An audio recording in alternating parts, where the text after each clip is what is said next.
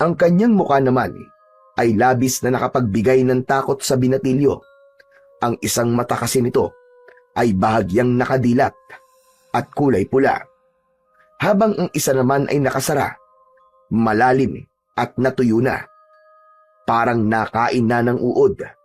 Naaagnas na rin ang gilid ng kanyang muka. Yan! Iyan ang ulog, ang aswang na ina ng mga tiyanak.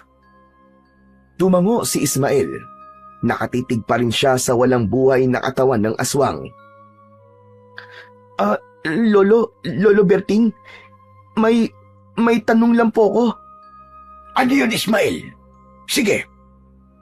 Kung ganito po kasama ang nilalang na to, bakit hindi na lang nyo sinunog ang katawan niya? Bakit hindi nyo na lang po tinapos ang lahat habang mahina pa siya? Wala naman siyang karapatang mabuhay, lalo na kung puro kasamaan lang ang dala niya. Hindi ganon kadali yun, Ismael. Ang ulog ay hindi basta-bastang nilalang. May laso ng katawan niya. Kapag sinunog mo yan, ang sino mang makakaamoy ng usok ay siguradong matetepok. Hindi pwede ang karaniwang apoy. Dapat isang makapangyarihang apoy ang gamitin. Hala, grabe, ganun po ba? Kung ganun talagang nakakatakot pala yan. Tama ka. At ayon sa kwento ng lolo ko noon, ang kanyang mga ninuno ay nakaengkwentro na din ng isang ulog. Sinunog nila ito, pero marami sa kanila ang sumuka ng dugo. Para daw silang sinasakal hanggang sa nawalan na ng hangin.